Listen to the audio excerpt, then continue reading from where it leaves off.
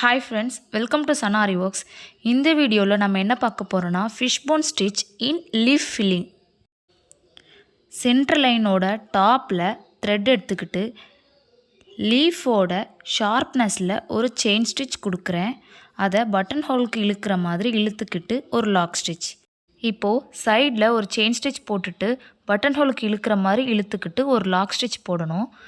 Button whole ஸ்டிச்சை கற்றுக்கணுன்னா என்னுடைய ஷார்ட்ஸில் நான் போட்டிருக்கேன், போய் பார்த்து கற்றுக்கோங்க.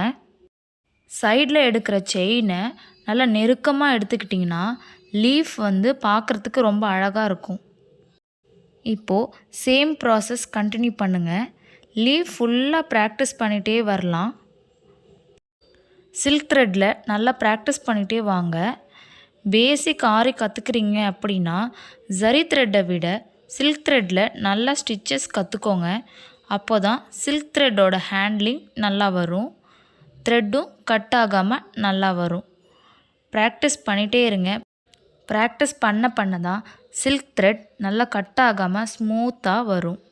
பேசிக் ஸ்டிச்சஸ்லாம் நல்லா கற்றுக்கிட்டு அதுக்கப்புறம் ஃபில்லிங் ஸ்டிச்சுக்கு வாங்க. ஃபிஷ்போன் லீஃப் ஃபில்லிங் நல்லா நெருக்கமாக இல்லாமல் சைடில் கேப் விட்டு கூட நீங்கள் பண்ணிகிட்டே வரலாம். அது கூட டிஃப்ரெண்ட்டாக அழகாக இருக்கும். ஃபுல்லாக கம்ப்ளீட் பண்ணிவிட்டு எப்படி இருக்குன்னு நான் காட்டுறேன். இப்போ ஃபுல்லாக ஃபினிஷ் பண்ணியாச்சு. ஃபைனலாக எண்ட் நாட் போட்டுக்கிறேன். எதுக்கு எண்ட் நாட் போட்டுக்கிறேன்னா நான் பீட்ஸ் வச்சு அவுட்லைன் கொடுக்க போகிறேன். பீட்ஸ் நீங்கள் கொடுக்கலன்னா அது எண்ட் நாட் போடாமல் அப்படியே செயின் ஸ்டிச் போட்டு ஃபினிஷ் பண்ணிவிடுங்க. பீட்ஸ் கொடுத்து அவுட்லைன் கொடுத்திங்கன்னா இன்னும் அட்ராக்டிவாக இருக்கும்.